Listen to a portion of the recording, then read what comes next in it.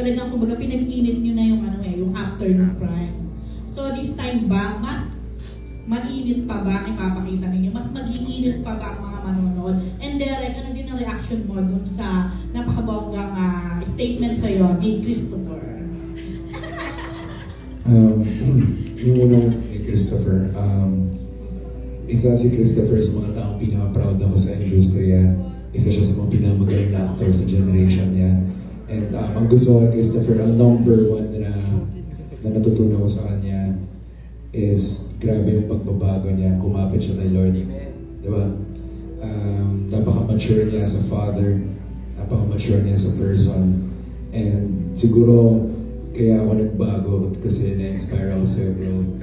Yeah. And of course, dahil kay El, pero syempre, the people grew up with, nakikita ko grabe ang gagaling na nila, grabe ng changes nila. So parang, it's time for me to change na rin, ganun, nakakalimutan na yung past. Okay, okay, what else? Yun nga, anong tanong? Anong mainit? Okay, hindi siya ganun kainit as compared to Return to Paradise. Kasi Return to Paradise focuses on romance. This one focuses on the life of a girl na magre-revenge. Pero of course, meron pa din, minake sure ni Direk Rado na meron pa din mainit. Hindi lang niya basta sinasabing ganito lang ang kissing scene, dapat may hawak dito, dapat may ganito dito. Nag-uusap kami ni El off-cam na sinasabi namin na nalalagyan ni Direk Rado ng flavor yung mga eksena plain na pag binabasa namin. And we appreciate Direk Rado for that. Actually, mahirap tong show na to. Napakahirap ng show na to. Ibang klase. And we owe it up to our director na kung paano niya nabibigay yung mga shots. Kung paano niya napapadali yung buhay namin. Magaling. Nagulat din ako kasi first time ko napanood.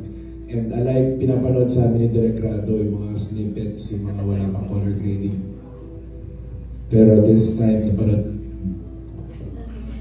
namin ko.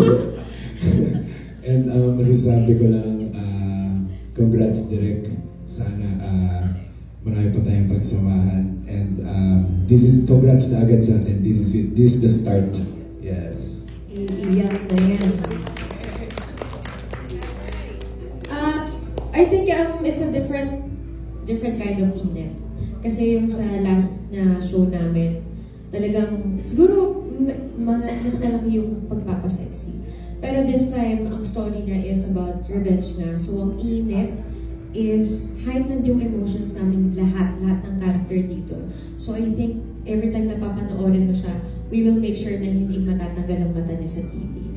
Dahil ang sukdulang pang-aapi, tatapatan ng sukdulang pag-ihigan.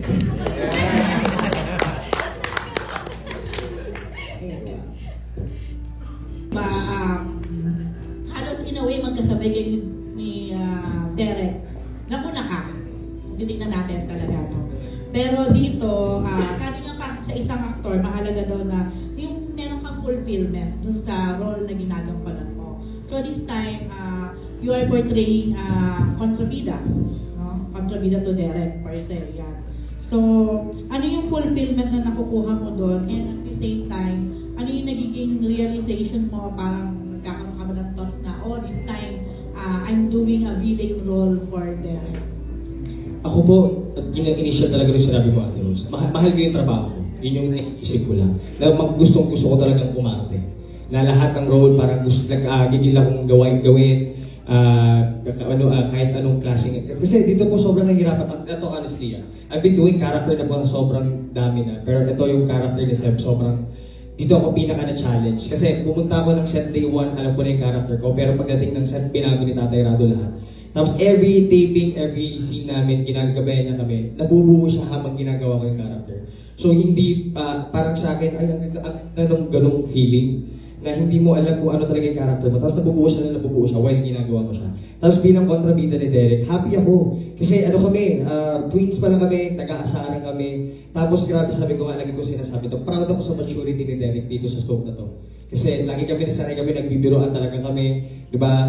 Ang dami na mga issues before, mga bata pa kami. Talagang makulit talaga kami ni Derek. Alam mo yan, Ate Rose, sa inyo kami lumaki. Pero ngayon yung maturity niya bilang aktor, yung craft niya po nakikita namin dito. So yun, i-comment ko yun kay Derek. Tsaka sobrang team captain talaga siya kapag nagtatrabaho kami dito. Talagang gusto niya lahat ng scenes, mga idols, talaga nire-remind niya lahat. Walang maglalaro, seryoso tayo magtatrabaho. Ay, thank you. Taray naman ng Derek. So, hindi, kay Mointal muna, nagulat ako na ni-reveal